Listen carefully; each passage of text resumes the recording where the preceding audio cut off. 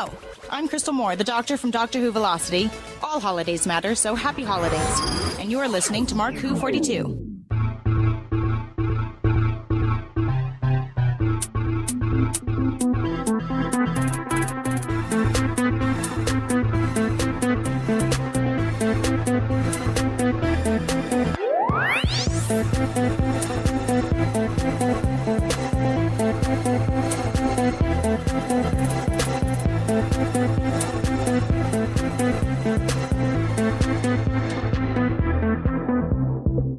Welcome to Life, the WHOniverse, and Everything with Mark Who 42.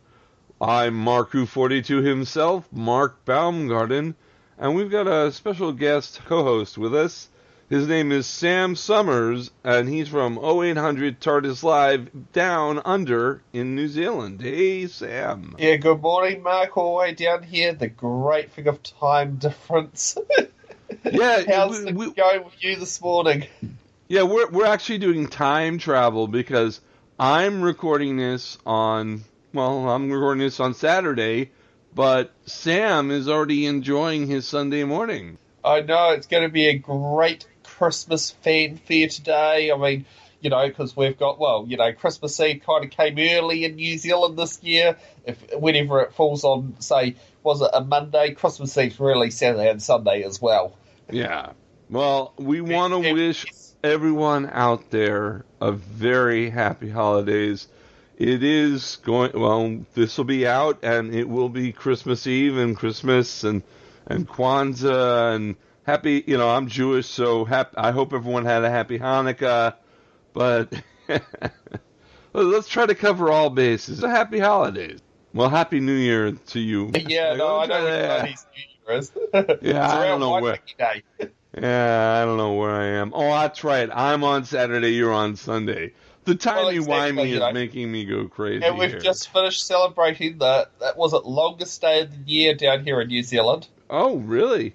Well, we have the shortest day of the year. We have the shortest day of the year today. Because the shortest day in New Zealand is the 21st of June, but the longest day is the 22nd of December, which it doesn't quite match the dates right exactly if you go the equilibriums. But yeah, I'm trying to think, was it summer solstice and winter equinox or something? I think that's what they're called. It's just, those are the two dates. And yeah, so we'll just had our longest day of the year last night. Well, we have the shortest day. Did you hear the big news at Big Finish that James Marsters is going to be doing a Captain John box set? No, you're going to have to sit there and tell me more about that. Well, I don't have many details on it. It just came out. But it looks like it's going to be a sequel to the one-shot that they did last year. And he's got 4 stories to tell. And in that one episode, Captain John managed to kill off the entire Torchwood team, marry Queen Victoria, and, to basically take over the world. And had Captain Jack locked away, forever. So Queen Victoria, okay, because we've already had Queen Elizabeth I has been married to the 10th Doctor. Now Queen Victoria's getting married to another Who-based character. Well, yeah, it was in a pocket universe that Captain Jack set up for Captain John. Captain Jack was 5 steps ahead of Captain John the whole time. And yes, I've spoiled it. I've told you the entire plot, but I'm not telling you the plot of this new one.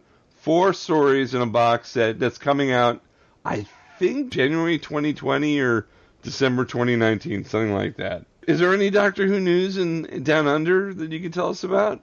Oh, I'm just trying to say. Well, not so much news-wise. TVNZ is looking at screening Doctor Who now. I can't remember if they're screening the episode. I'm just checking on the moment because I'm on their website. They take all their TV shows away. On some good news, did anyone watch Almighty Johnsons? That was a New Zealand-based show, but I know it took off in the United States. What's it called? Almighty Johnsons. I've not even heard of that. Where was I? It's based on Norse gods.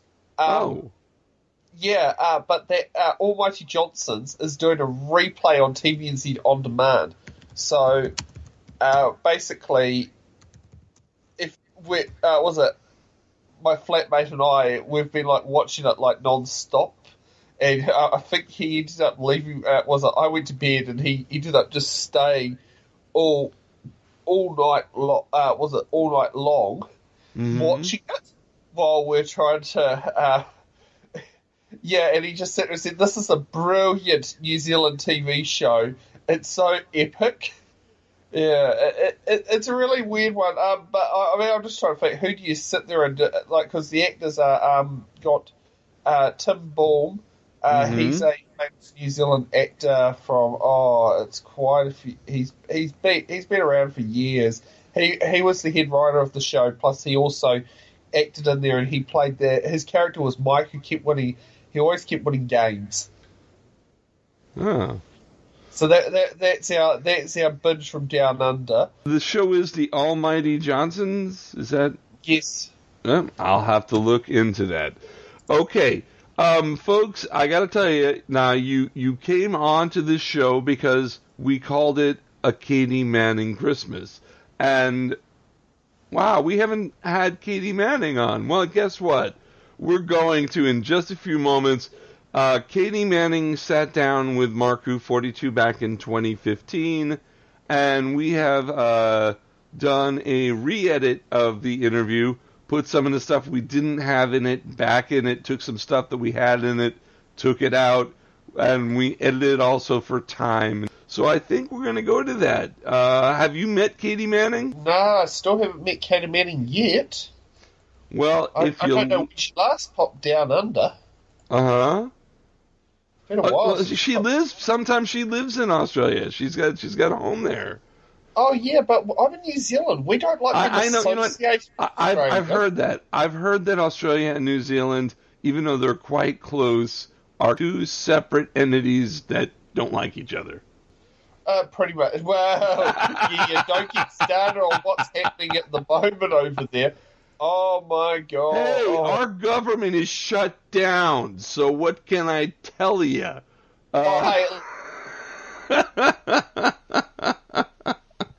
Our federal government is shut down. So, without further ado, here is our interview with Katy Manning. Katy, can you tell the people out there who are listening to Mark WHO42 who don't know you, and shame on you if you don't know who Katy Manning is. Katy, can you tell us a little about yourself, about your life? It's such a long one now. How long have you got?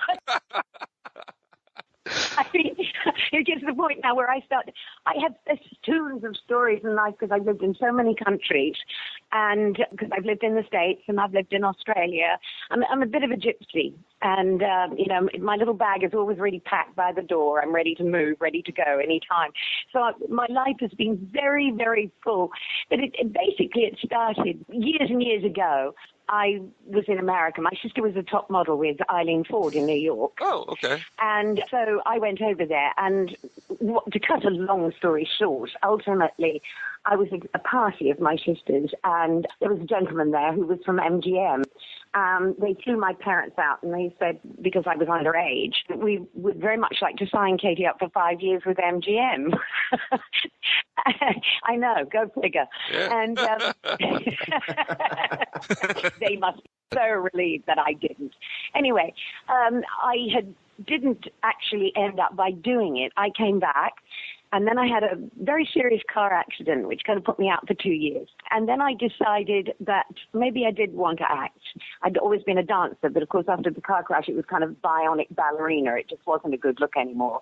I had the contents of Iron Man in my body. And anyway, so then I decided I would audition for every drama school, and whichever one took me got me. And so I did drama school, and then I came out, and I got 4 lines in a very, very groundbreaking drama on television. And I was taken out of that and given the lead, during which time I was not auditioning for Doctor Who because they'd already shortlisted it to, out of about 500 or 600 girls, to 3. One of whom was Michael Caine's wife, Shakira Caine. Now, there you are. You see, picture to yourself, instead of me, you could have had Shakira Kane, but Barry Letts decided that it was the myopic one who turned up where we're almost ready to cut. And he said, I just want to see one more girl. And John Pertwee had already seen me about a year before and had already whispered into his ear, I think I've seen the girl. But Barry Letts said, no, we're getting somebody, you won't know who it is. Well, of course, it turned out to be me. And John said, that was her. So I got the job. And that took me up to Doctor Who. I can go way past that by many years, but shall I leave it there for now? So that's how my career started. And then I continued to work in television for about another 10 years. Then I got my first West End show, where I actually very excitedly walked down Shaftesbury Avenue and saw my name in lights, which was quite a buzz, really, because I never thought I'd do theatre, because Douglas Canfield, who I'd done not Doctor Who with, but I played the first lady who liked ladies of British television. Okay. It's like Jennifer Lawrence. And then I went on and I played a junkie. This is how Douglas Canfield cast me after Doctor Who. And then that was all very exciting. But Douglas always said to me, I said to him, I'm going to do a play in the West End. He said, no, I can't stand theatre. And I said, why not, Douglas? And he said, a lot of people shouting in long shots. So... And I have a very big voice. And then John Pertwee said to me, he said, you're going to have to do theatre and Darling Girl, you will do comedy because you've got such a funny face. I do look like a Muppet. My daughter always says, you know why children like you, Mummy? It's because they look at you and you've got a face and you look like a puppet. Do you look like a Muppet or do you look like a Scorchy? I look like a Muppet more than a Scorchy. Muppet more than a Scorchy. Okay, I'm just throwing that in there. Did you like my cool cat voice on Scorchy? I see. I love Big Finish audios, and the Scorchy story was great. And I hear you're doing another one? Listen, I don't know what I'm doing, darling. I just turn up. I just turn up and throw myself into it with every ounce of my being. I'm so proud of myself. I sung the whole of Cool Cat in one take. Wow. And I had to make that song swing. So, and then, of course, doing the magic mice and all that. And Mr. Cleverman, that was one.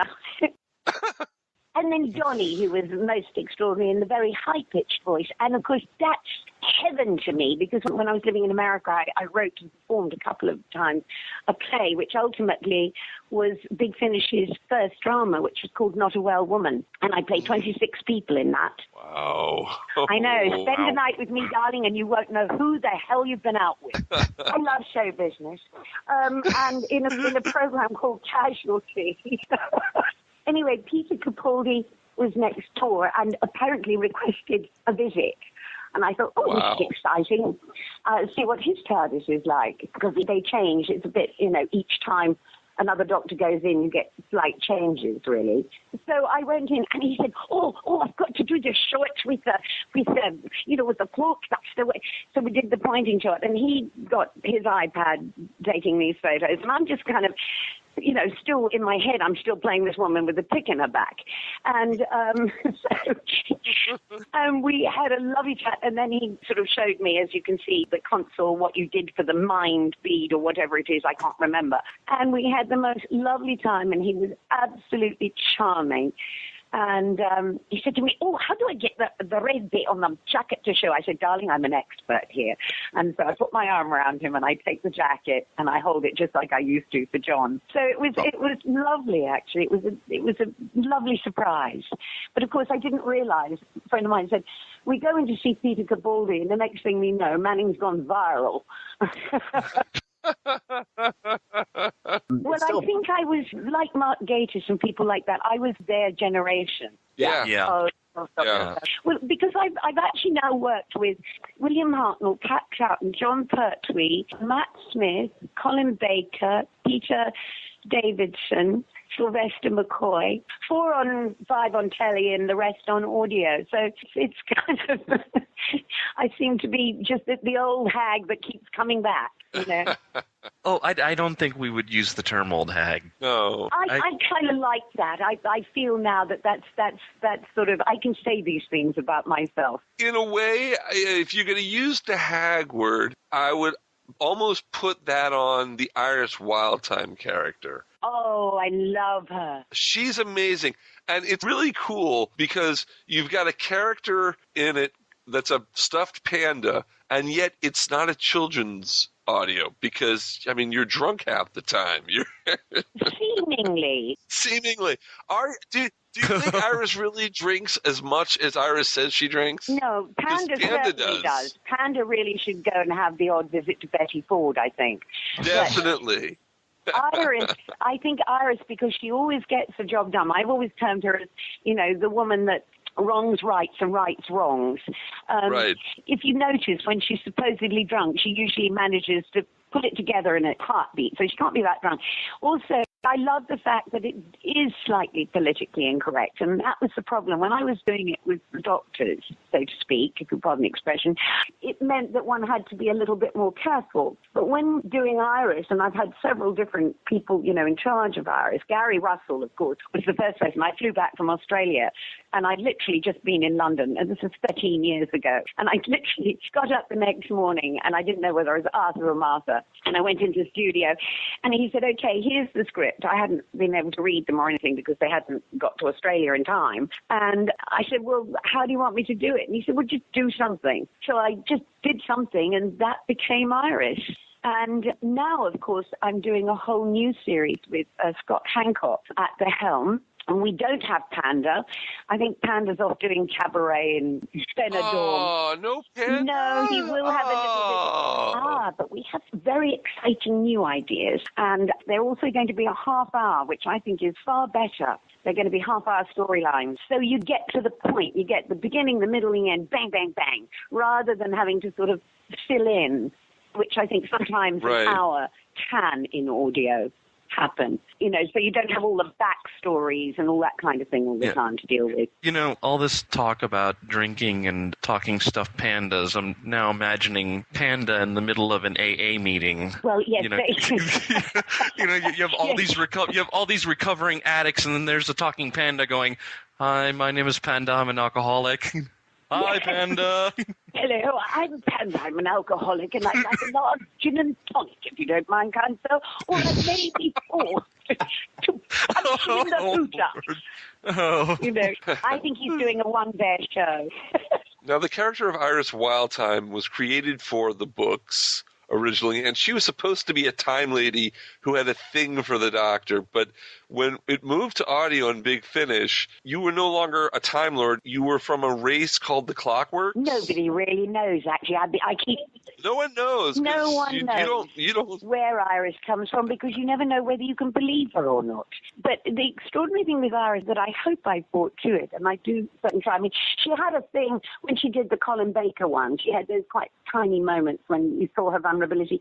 And it was always very important to me to not just make her one-dimensional. So every now and again, you actually can see quite a tad different side to Iris, and then bang, she's back up and running again. And because I think that's important. Whenever you do anything that has humor, I think you also have to have a spoonful of pathos to make it credible. That's always been my take on it. So there's always just a tiny bit, if you listen, where Iris is just that little bit on the edge. And that's something I've always wanted to bring to it, because I do think that's important, that she's not just one-dimensional drunken old bat. Now, how does the new series work? I hope it does. Well, no, I don't mean that. But at the end of Iris Wildtime Series 4, there was a time loop that took you back to Series 3. You know more than I do, darling. I know more than you do. Yeah, I'm a big fan. What can I say? I'm a big fan, but I don't always... When you think I've been doing this for 13 years with the most convoluted, complex, and wonderful stories, when you get to my sort of years, you have to get rid of certain things to make room for other things. Now, they're all in storage in my head, but sometimes it takes me a while to go through all the files. And I've got so many interests in, there's so many things I want to know about. And so every now and again, and also when you do a lot of shows, and I mean a huge amount of theatre, you think how much dialogue in about 100 plays that I've had in my head, and television and audio, you know, my little brain and my little head is just full of words. And as I say, there is also life outside of that where you're collecting information all the time. You know, I'm one of these people, you know, if I've got nothing, if I'm sitting on a tube and I've got nothing to read, I mean, I'll pick up and read about things I'm totally not interested in an advertising magazine. I have a huge thirst for finding out about stuff. But then, of course, you ask me a simple question like that, and I don't know. So you talk, you tell me about it, and I'll see if I can remember. Oh, no. I don't want to give spoilers to all the people who haven't, but you should go to bigfinish.com and buy the Iris Wildheim sets because they are amazing. I love the character. Your London bus, your double-decker bus, is bigger on the outside than it is on the inside. It's got a bar in the back, Chuck. It's and it has a bar.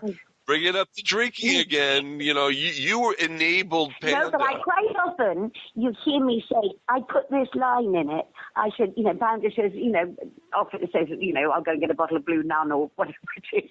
And I turn around and I say, oh, I'd rather have a cup of tea and a cream on. So she But actually, there was a story where you went into rehab, right? If I remember correctly. What I did or Iris did? I mean, I haven't been. No, I meant Iris. I'm sorry, Katy, I meant Iris. Contrary to constant rumor, I don't drink. I really don't. No. You know, you can't be this like I am and drink. You know, it would be very seriously wrong. You know, I'm excited and laughing when I'm asleep. But also, have you had Iris and Joe together in Find and Replace? No, these are my favorites. I suggested that we put Iris and Joe together because, I mean, you know, as I say, if all the people that live inside my head are working, I'm much nicer. Okay. I suggested we put Iris and Joe together. So Paul Mars wrote a wonderful one, my favoritist of all, one of my favoritist, which is called Find and Replace. And I get to be Iris and Joe and the Doctor and the Brigadier in that one. And then we did another one where there's Iris and Joe, which I can't remember the name of. But it's a really interesting combination to put Iris and Joe together, actually. I just love multi-voicing. I did a lot of it in cartoons in Australia and realized that it's something that I find frighteningly easy to do. I also did a one-woman show, a true story about Betty Davis, where I play 9 people. And there are situations when I'm 4 people in a car. And one of them is Betty at the age of 78, and one of them is a 5-year-old child called Christopher. One of them is the woman Elizabeth, and I'm the husband, and I play the African-American evangelist and the Irish granny. And I'm so comfortable. I can interrupt myself in completely different emotions. One of them is crying, the other's yelling, the husband's moaning, and they're all coming in, and they have to come in with different emotions. So when I do cartoons and they say, "Oh, we'll do the voices separately," I said, "No, let me talk to let them talk to each other because you get a better rhythm that way." Let's talk a little about Joe. Let's talk a lot about Joe Grant. Where do we begin? I watched it when I was younger and loved it because, I mean, how can you not? I mean, I'm a child of television, and due to, which we won't get into now, but due to my myopia, that's why voices are very strong on me.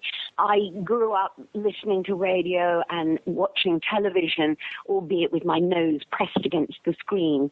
And when this came on, this was the most mind-blowing concept.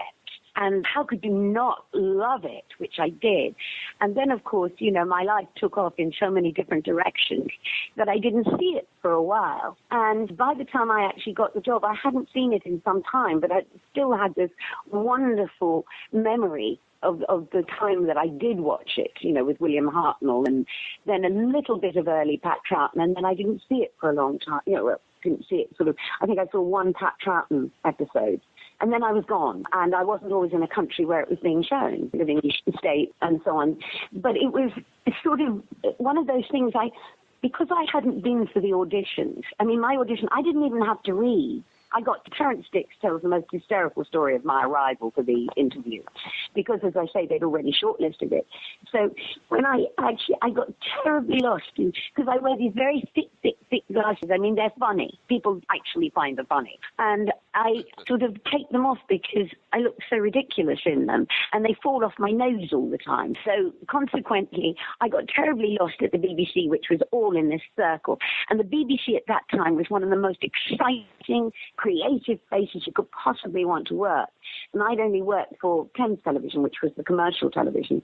So I got terribly lost getting there. I had the worst cough in the world. I sounded like I had Battersea dog kennel cough. And I got there and they said, could you read for us? Well, I thought, I can't put my glasses on because they'll know. So I took the script and literally put my nose against it.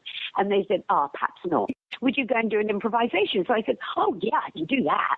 So I went into this big studio, and they said, now imagine there's a hat stand in the corner, and there's a big fur hat on it, and you're waiting to see somebody. And the hat has to slowly turn into this devil-like monster, and then you react to that. And then you realize that it's actually not a devil-like monster. It turns back into a hat, and we want to see how you react right through that whole process. So I did that happily because I'm really good at imagining things, because when you can't see very much, everything's in your head anyway.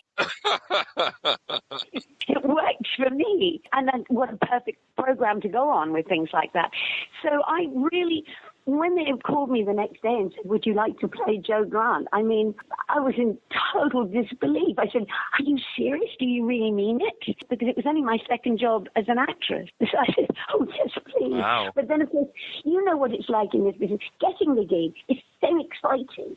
And then, of course, the nerves kick in. I suddenly thought, John Pertwee, I used to listen to him on the radio all the time when I was a little girl, and I do imitations of him or of the characters that he used to do. And of course, you started out, you don't go into a rehearsal and meet everybody, you start out by filming. And on the very first day, the stuntmen showed me how to fall out of a very slow-moving car, because then you get a much better shot. You get me rolling out of the car, and then you don't cut to me rolling into the car. You actually can see me do the fall and on one shot, so it looks much more effective. I pulled every ligament. My legs started to blow up. They had to cut me out of my boot, and that was on my very first day with John Pertwee, so he kind of knew what he got. I think that's also a lesson in going into the deep end. Well, listen, it's the best place to go, because you really have to learn to swim. And it was the most extraordinary time. That part of it, I will never forget my first day, ever.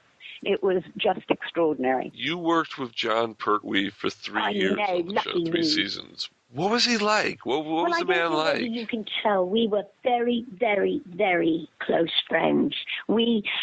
And I think a lot of people do see that. Yeah, no. Joe, you actually watched Joe grow up over those 3 years, because she'd done a very short course in all the things that she said she'd done but never passed. She was kind of so enthusiastic, and she was so loyal, and she was pretty fearless, because actually people always say, oh, the screaming. I did very little screaming. Also, Joe was very much a girl of her time with the clothes and so on and so forth, which, was hadn't really been looked at before, to have this young, trendy person, because Barry Letts thought it would be great to have a character like Joe who would bring in the younger children, because she was always saying, what does that mean, and what are we doing here, and why? So that got answered for the children. And of course, as you know, during that time we went into 75% adult viewing. It became kind of, a cult. And so that got the teenagers, because of the way that I dressed and everything. And then, of course, certain things that I wore seemed to appeal to the fathers, because Doctor Who came. Yeah. And actually, certain things you didn't wear when you were with a Dalek brought the fathers in there, too. I had to spend my life with this. And it's always going to be there. And it was a moment many years later of complete insanity. Yes. And it has been given all sorts of untrue stories of why, what, and how. But hey, I did what I did, and I take responsibility for doing it. But what really amazes me in the big books of Doctor Who and things, they put that shot in there. They do. That shot will never go away. It's there. Back then, that, as far as I was concerned, I'd completely forgotten about it. And, there it is. Mind you, if you look at it, I mean, I've seen more cleavage on Doctor Who than you. Yeah. Kylie Minogue went and did it in gold hot cut. I actually was at a convention in the 80s, and I bought a copy of the magazine. Don't even go there. And I was underage. And I was an innocent. A little boy came up to me one day with his grandma and said, "Oh, wait, I've seen a picture of you, and you've got no clothes on." So I said, "I know. I had to help the doctor save the world, and I didn't have time to get dressed." In the 70s, people used to say, "We can see your knickers." And I said, "Well, yes, darling, they were made to match. I did wear matching underwear." Let's bring it back to John. Let's go back to John. Let's bring it back to I think John. we've covered that. I had to put that aside in there, but let's go back. His work was vital. And that's why when they got to the Green Death, to put me with someone like Stuart, who we were actually boyfriend-girlfriend at the time, and I didn't know he was going to be casting us. Barry kept that a secret. John and I didn't know. And Stuart kept it a secret from me too. So that kind of put a very interesting layer to it, because John and I had always been together for 3 years. We ate together, we drove to location, and then in comes Stuart.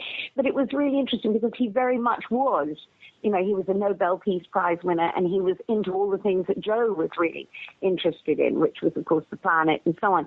But her relationship with the Doctor had always been terribly strong. She was absolutely, I think she was a great little character because she had so many layers. And as I say, you also got to watch her grow up from being this kind of slightly goofy, question-asking little creature.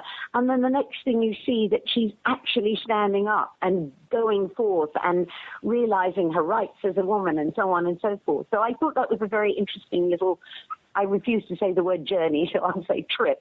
It was a journey through her life. And I think that made her rather appealing too, is because you were watching her mature. So you have to look at how television was.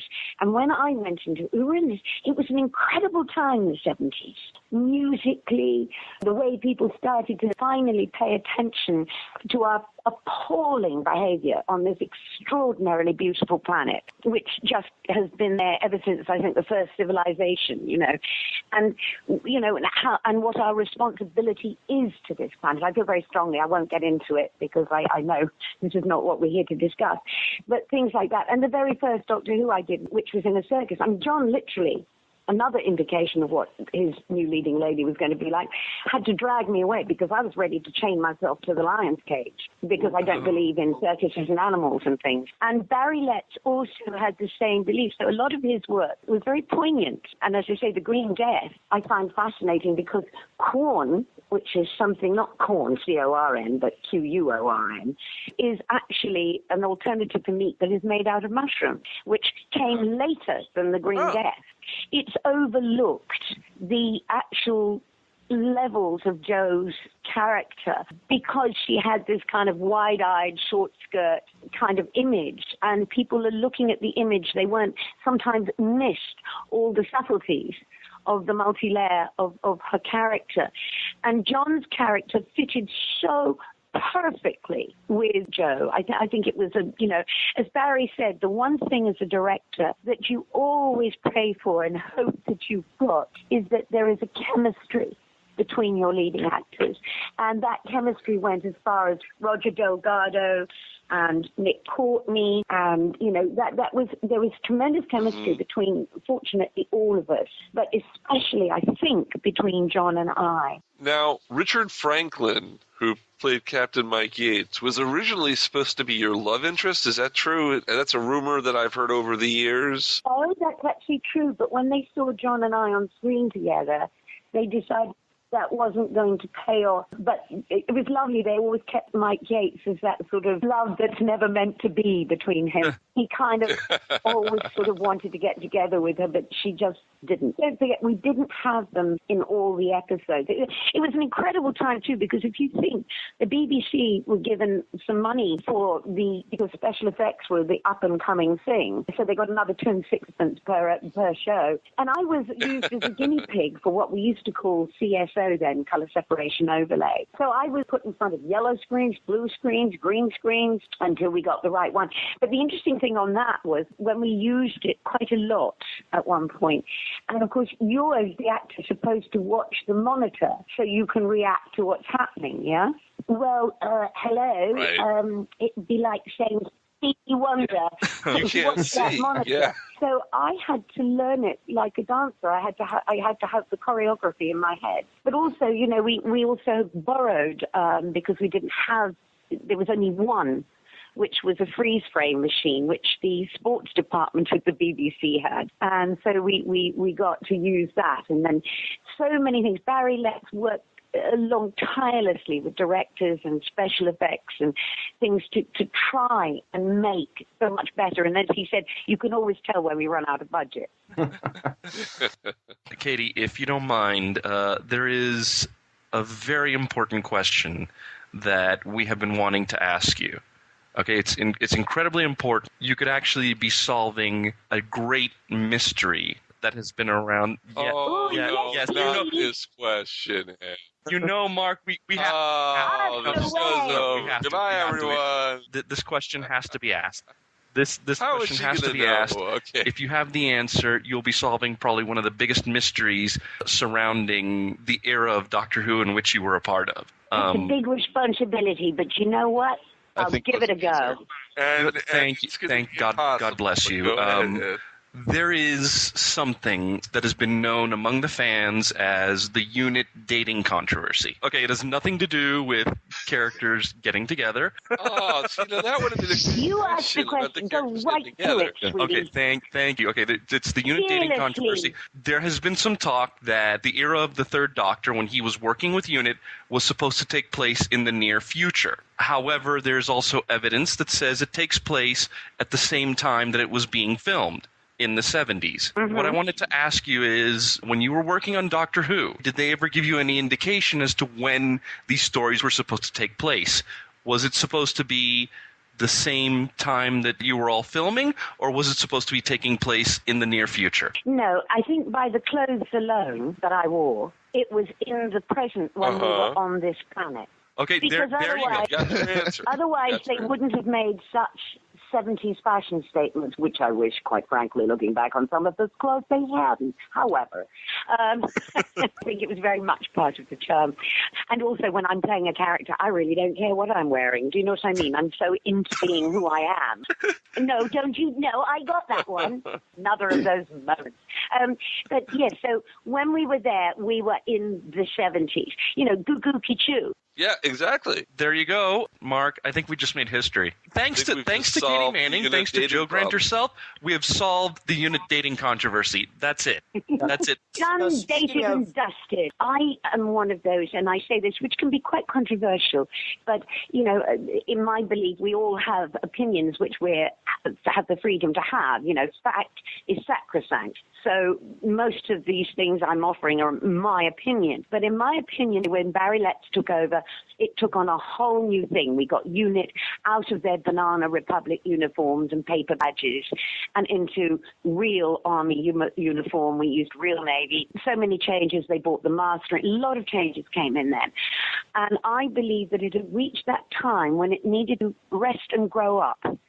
And Russell T. Davies was the absolute man to bring it back. And it came back with such huge strength. And I had such enormous confidence in what was going to happen when I saw a list of the writers and I saw that it was, you know, Russell was bringing it back. And, you know, it was so important, and it came back with so brilliantly. I mean, the moment Christopher Eccleston walked out of that TARDIS, I cheered because I knew we were safe. And, you know, Russell served that program so brilliantly. And indeed, you know, writing for me, I mean, what a script. I mean, what a man. He's the most incredible man. I love hanging out with him.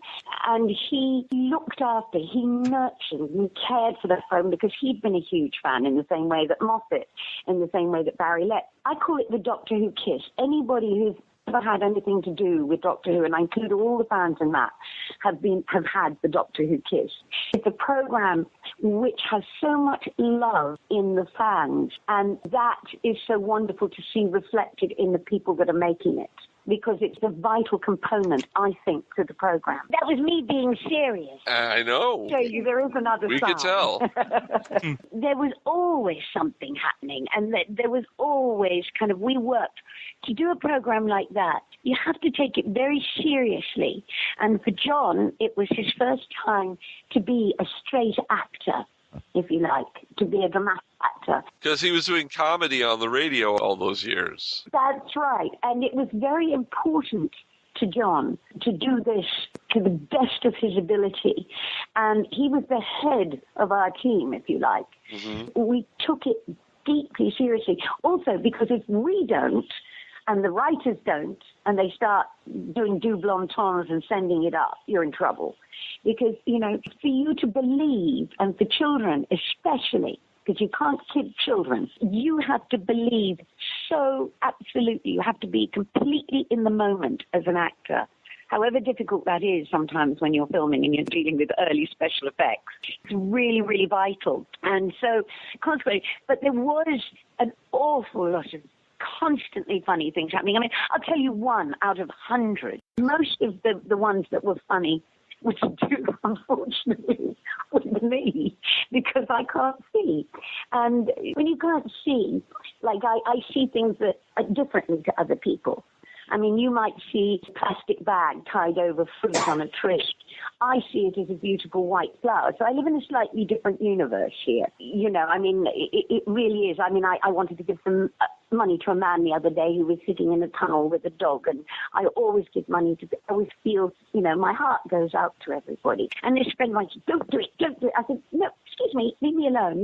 It's just a little something, And I said, and he's got a dog. And he said, no, come back. That's not a dog. That's his backpack. So I do live in a slightly different world. I tried to take the wrong children home from school once. I'm dragging these two little blonde children out and just going, no. So this woman's going, excuse me, those are my children. Police! But I do remember one day because back then, you see, they let us do our own stunts. And John, of course, as you know, wanted to do everything. And I was right with him because, as I say, when you can't see, you have no fear. There's nothing to be afraid of because you don't know what's there. And anyway, so one day they said to me, oh, Katy, can you abseil? Now, I can't drive. I'm not allowed to drive or anything. But I said to John, I thought to myself, oh, that's boat. I said, oh, yeah, I can do that. I thought, boats, it's easy. There's nobody else in the way, is there? So, don't matter where I go. I go backwards, forwards, sideways, who cares, So I said, oh, yes, absolutely, darling. And so John used to come and wake me up every morning, and then I wasn't very good in the mornings, and he used to feed me pieces of toast and tell people that it would be all right, I'd be fine, she'd be fine in a minute. So off we trotted to location, and the next thing I know, I kind of was starting to wake up, and I said, John, where's the water? And he said, what water? I said, well, we're going to be abseiling. He said, no, darling, abseiling is bouncing down the side of a mountain on a piece of rope, which I was needed to do. So much going on. And, in the opening one, in Terror of the Autons, I mean, there was all that experiment thing where she goes in and little silly things that became very Joe-like. She went to shake hands with him, and there's this big piece of machinery. Now, we hadn't had that big piece of machinery in rehearsals. And so little myopic Manning didn't quite, so I put my hand through it. And so Barry said, we have to keep that in. We have to keep that in. And then another time when we were doing the one with the drashigs in it, those things on sticks, as I always call them. Carnival of Monsters. They left me, and if you look at that at any point, you'll notice I start off and the mud sort of comes up to about my knees. It was a real bog, and they had this sort of wooden platform underneath. Well, we had 2 camera crews, and I was missing something, some piece of costume or something anyway. And they said, oh, we'll be right back. And they were only the small crew, just to do this quick shot. And they disappeared, and they forgot about me. And by the time they come back, see how far the mud's come up to me. And I'm there without my glasses going, excuse me, hello? Is anybody there? I'm sinking. So I had to sort of spend the rest of the time walking around with some dried mud being brushed off me and things like that.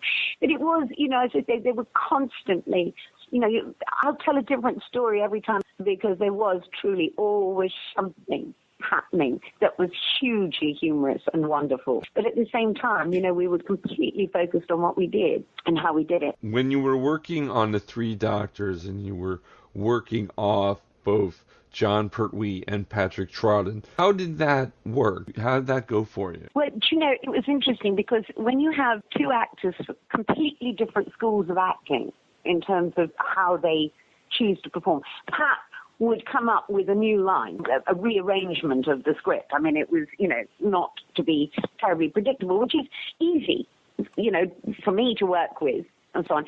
But for John, he liked to nail exactly what was going to be done, which is another way, and in certain things you have to.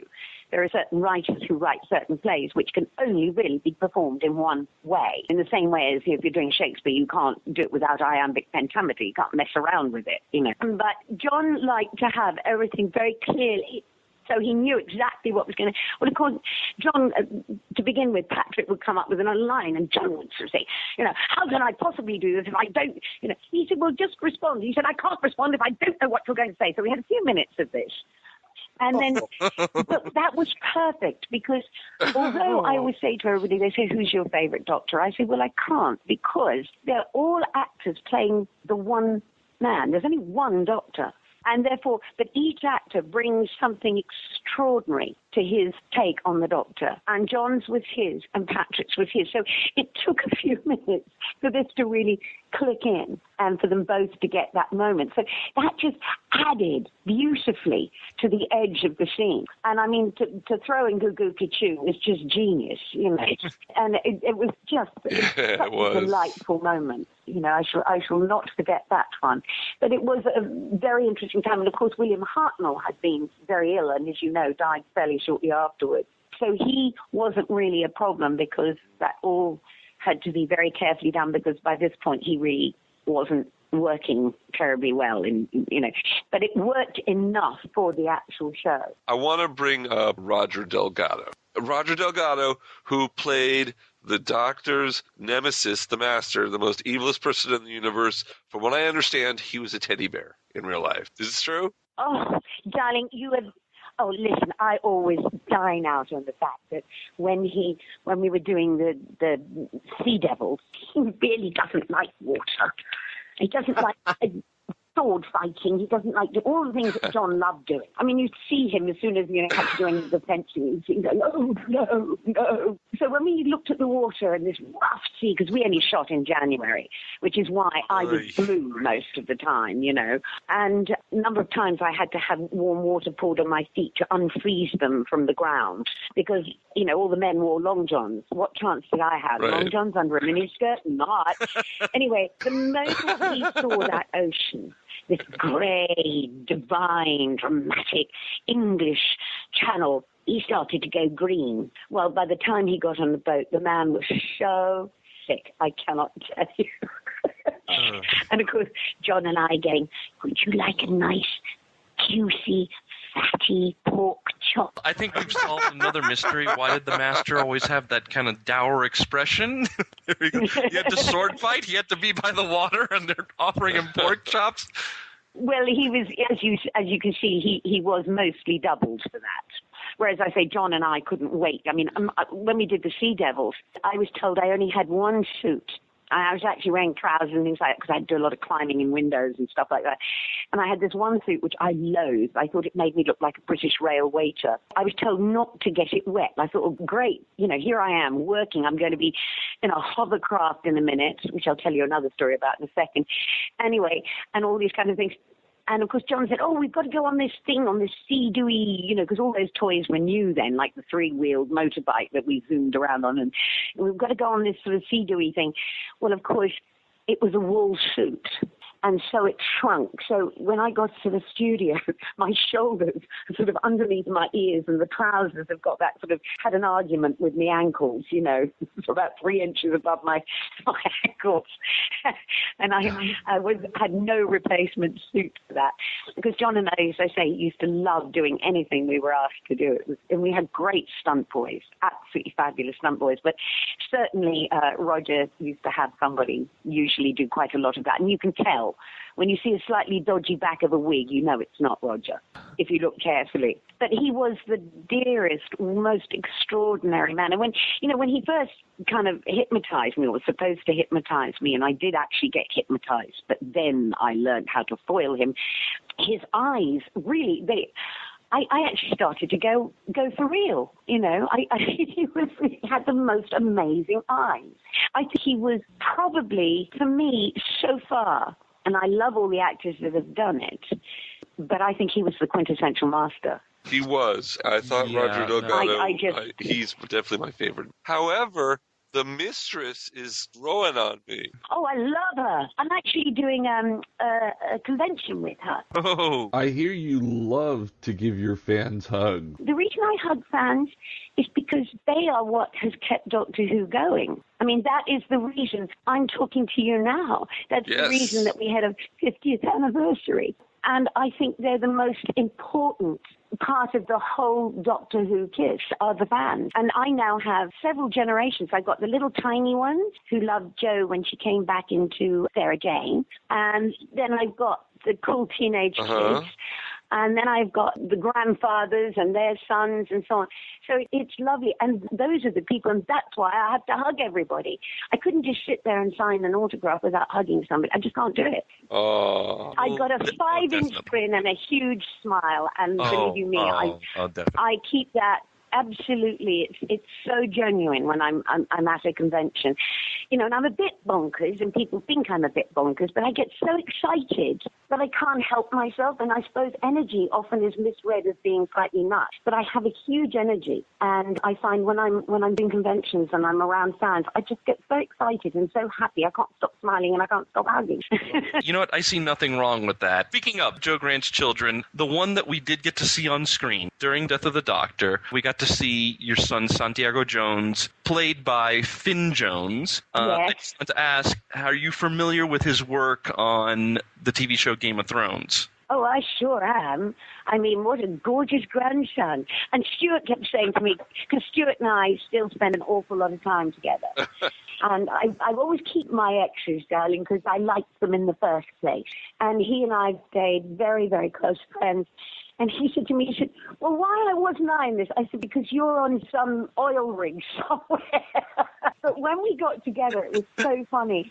The fans got hysterical because I'm quite known for sort of suddenly getting halfway to where I'm going and forgetting where I'm going. But I always get there in the end. In 45 years as an actress, I've never missed a show or been late. And it's quite amazing how that happens. But I, in actual fact, had missed the train. Well, I didn't miss it. I'll tell you what I did. I got on a part of the train and nobody told me that when it goes into a station, the stations were too short. So I opened the train door and there was this sheer drop onto the line. So I couldn't get off. And so by the time I got to the other end of the train, 2 stations had gone. So I'm calling to say, listen, I'm not quite where you think I am. And Finn had called to say, listen, I don't know where I'm going, but I'm fairly close and I'm sitting in a pub. And Stuart was somewhere else. And we were all on stage together and they said, it's extraordinary. You all kind of, Stuart and Finn have a likeness to them. They could possibly be father, son, or, whatever, grandchild. And it was just funny because we all clicked like a little demented, slightly kind of rock and roll family. It was really lovely. And he is such a charming young man and such a terrific actor. I was really blessed to have him. And I love that concept of none of them going to school and all being named wherever she dropped them at the bottom of a mountain. I think that was wonderful. So Jo, it couldn't have been better, chaining herself to Robert Montgomery and all that. I think it's It was genius from Russell T. And do you know the story of how it happened, how I finally found out I got it? Oh, story time. Well, I was dog-sitting two of my god dogs, Binbag and Oscar, on a Sunday night, and I got a phone call from Gary Russell, a very mysterious phone call, and he said, "Now, darling, you mustn't tell anybody about this." I said, "Sorry? About what?" He said, "Don't you know?" No. So I looked at Binbag and Oscar. I said, "Do you know anything?" And they went, "No." So he said, "Well, phone your agent tomorrow." So I called my agent the next day, and I said, "Darling, what is this thing? Gary Russell called me last night, and he said, I mustn't tell anybody. What is it?" And he said, "Oh, we can't tell you because we're not to tell anybody." Anyway, that night I'm going to the theatre and to see a show, and I'd just come back from Australia, and I'm going to see a show, and my phone rang, and the voice said, "Hello, Katy, it's Russell here." I wasn't the usual thing, Russell who, because it's not who you're expecting to call when you're walking along, Shaftesbury Avenue. And he said, "Russell T." I went, "Oh, darling, hello, how lovely." He said, "Are you busy?" I said, "Well, I'm trying to find a theatre." He said, "Oh, what are you trying to find?" So he Googled it while he was in LA calling me to direct me to the theatre. And then I said, "To what do I owe this honour?" He said, "Don't you know?" I said, "No." I said, "Nobody will tell me anything." He said, "Well, you mustn't tell anyone." So he said, "I want you to come back as Joe." I said, "Oh, you're having a laugh." I said, "What? The old me now?" And he said, "Absolutely." And he said, "I'm sending you the script, and I so want you to do it. Rah, rah, rah. And the rest is history." I read it, and I just called. I said, "Yes, yes, yes, 1,000 times yes." And Liz and I were very good friends, so that was another absolute delight for me to do. And, of course, it meant that I got to work with the lovely Matt, and he was such a beautiful actor to work with and very different to John. So, when we did that scene where you have to make choices as an actor, how far to go with emotions, because I cry at the drop of a loofah, me,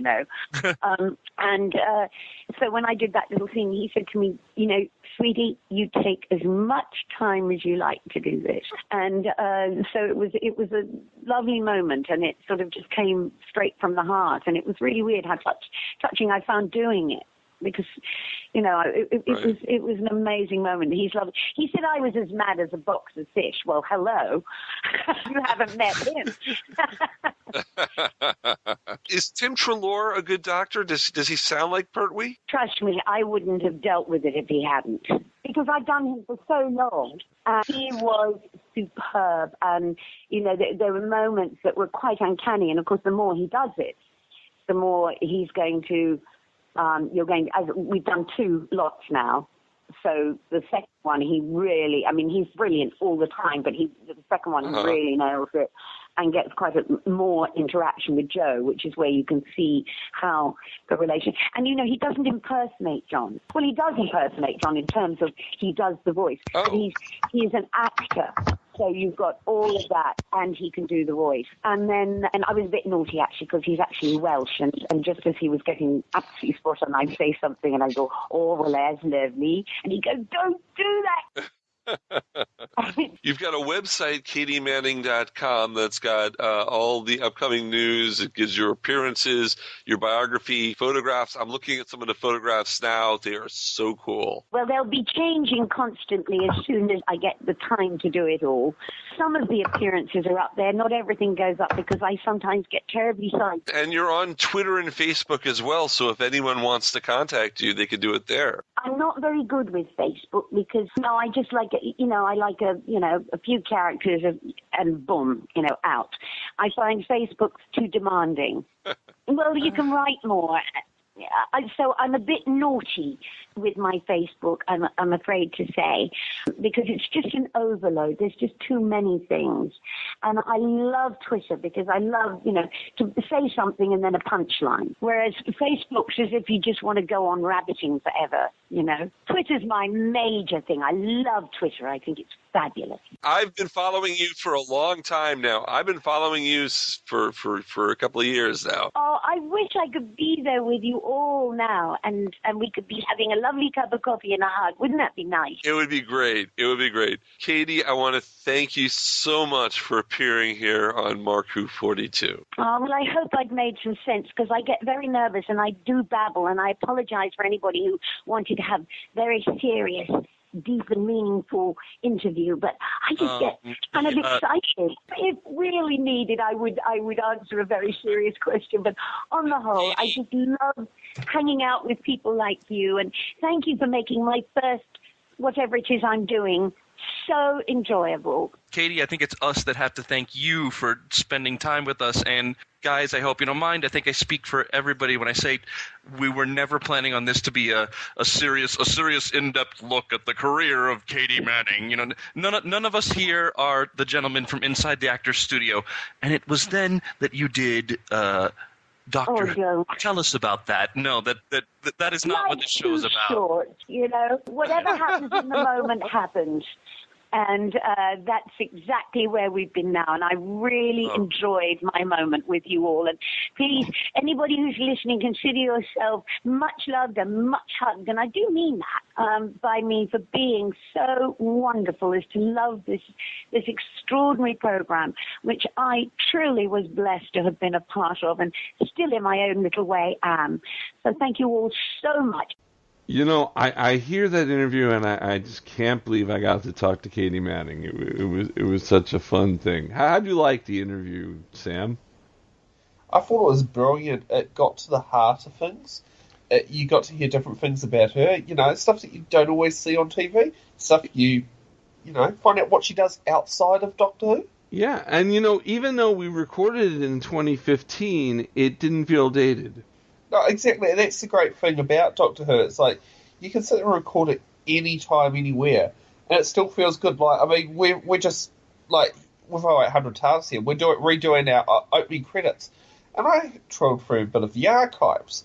All I found in it, my interview of Richard Franklin when he was up in Armageddon, Auckland, 2015.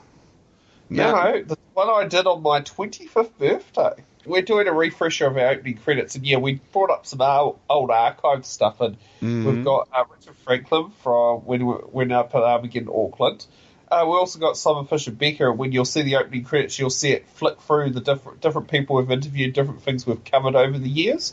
And yeah, including, I think the last bit shows a bit of archive footage of an announcement back in 2013. So there's a lot that you can find out when you start going through the archives. Yeah, I mean, it started out as 0800 TARDIS, but now it's 0800 TARDIS Live. You do a live show.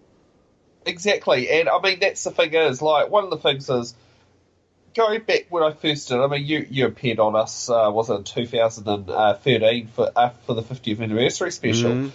And, I mean, back then, everything was pre-recorded. I used to like us. have to spend 6 hours editing. Oh, I mean, yeah, you know. I feel for you. I feel for you.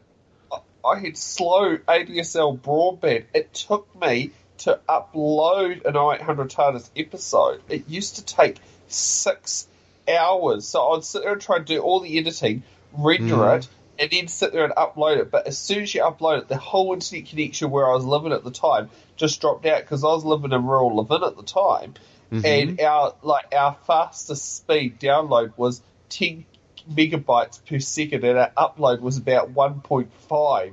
Oh. Now, where I am now, we're on fibre, and it's 100 megabytes download and 30 megabytes upload. So we made a goal for 2017, and should we just say they announced that particular year they're not broadcasting Doctor Who episodes except for the Christmas special. Yeah.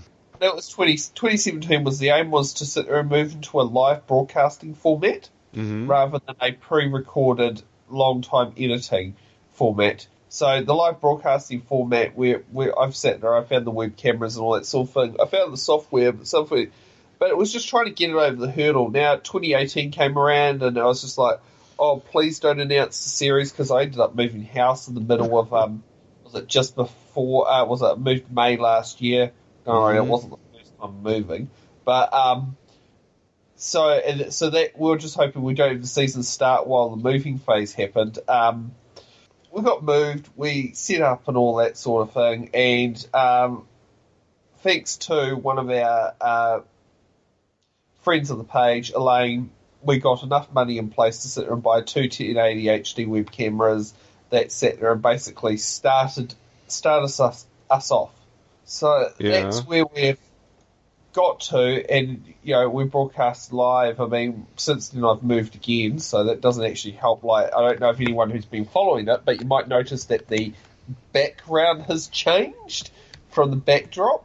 That's because I've moved house. Well, going back to 0800 TARDIS, I live. Yes. I got a chance to watch a preview of the title sequence that you're working on. And, yes. I noticed something very familiar. I noticed a piece of music. And there's a reason that this piece of music is familiar, isn't it? Well, it's, shall we just say, it's a very catchy old Mark Who 42 theme music. Yeah, it is. Got to give credit to Simon Brett. Simon Brett composed it for me. Oh, thank you so much, Simon. And basically, as I said, it's like a good piece of music. We don't want to see it going, so we thought we were adapt it for a video version. And it's probably 90% complete. Oh, good. There's a reason I allowed you to have this piece of music.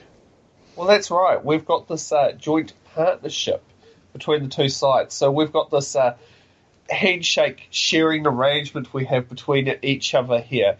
We at 0800 TARDIS, we broadcast simultaneously on 4 different streaming channels at once, and one of them is Mark Who 42. At the same time, Mark Who 42 broadcasts on us when they do their broadcasts. So we've got this, what do you call it, go both ways, and if fans get to mix and mingle, like, how many Mark Who 42 fans really heard of 0800 TARDIS until we started doing it live? Yeah, I mean, that's true. You're right. I've been noticing on our Facebook page, when 0800 TARDIS Live comes on, you are getting new listeners.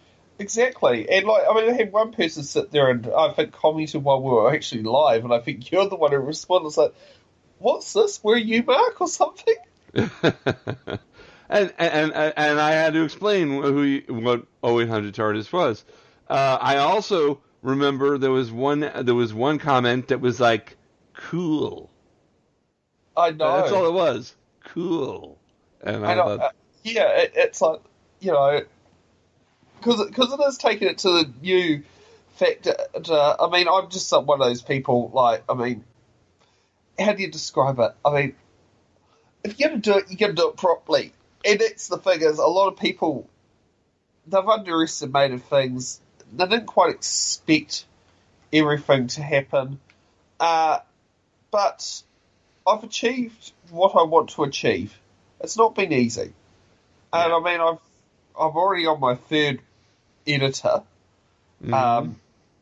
So that's already happened. So I'm on the 3rd person who has been editing the show, or does all the changing the cameras and all that live. So I've had a little bit of a turnover there. I don't know. Maybe that's because, as long as I keep myself on there, I think that's the biggest one. We've had, my friend Carrick has been very loyal to turning up on the show and that sort of thing as a guest. Since he's turned up to 3 or 4 of them over the season, just coming in as a guest and all that sort of thing. We've covered some local, our local event Armageddon, which is basically our science fiction show on it. Which Peter sat there and our secretary did that. Did the last one, talked about the he brought this. There was this particular pass out there. Now it's the first time Armageddon did it, or it might be the second time. For Auckland, it's their biggest show of the year because Auckland's our biggest city in New Zealand. Yep.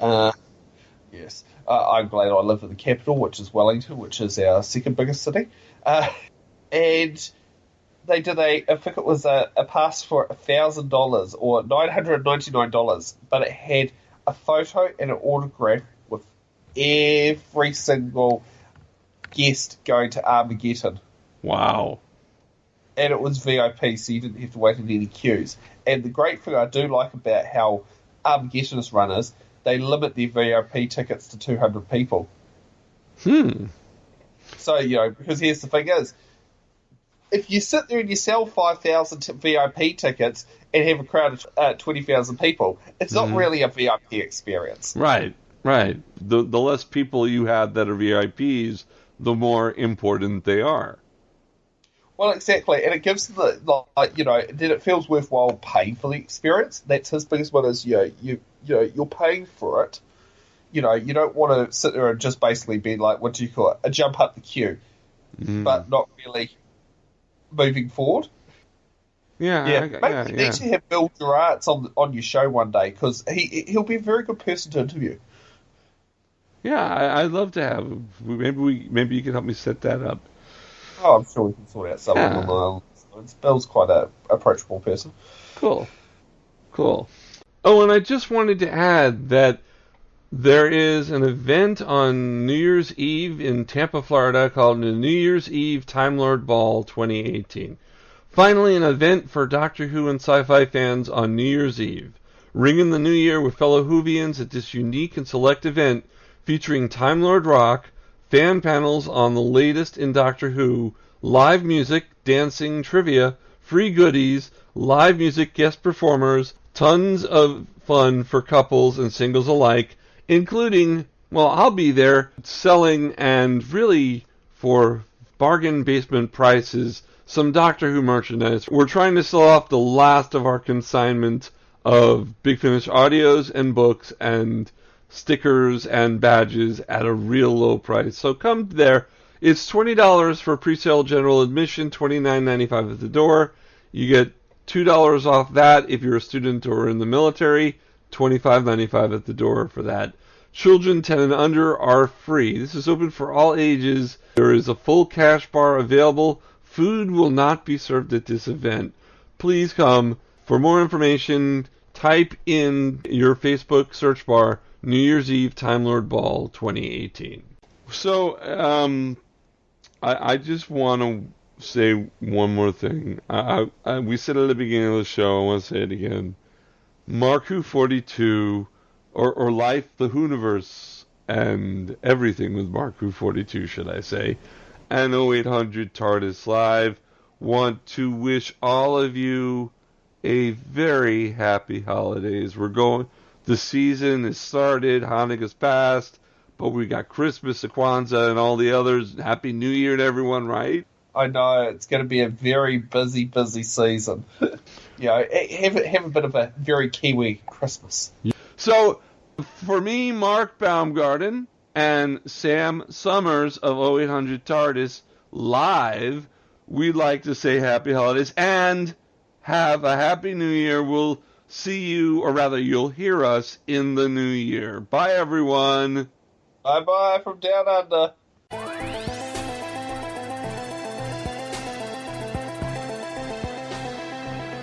Life, the WHOniverse, and Everything with Mark Who 42 was written and presented by Mark Baumgarten, Trish Fryer, Iggy Matthews, and Zion Kiros. Our special guest co-host was Sam Summers of 0800 TARDIS Live, and our interview guest was Katy Manning.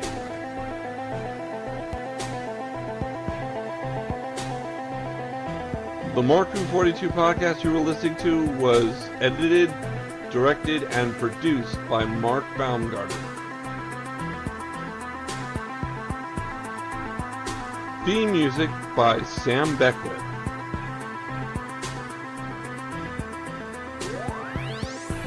Life, the WHOniverse, and Everything with Mark Who 42 is in no way affiliated with the BBC, even though we thank them for putting out such a great show as Doctor Who.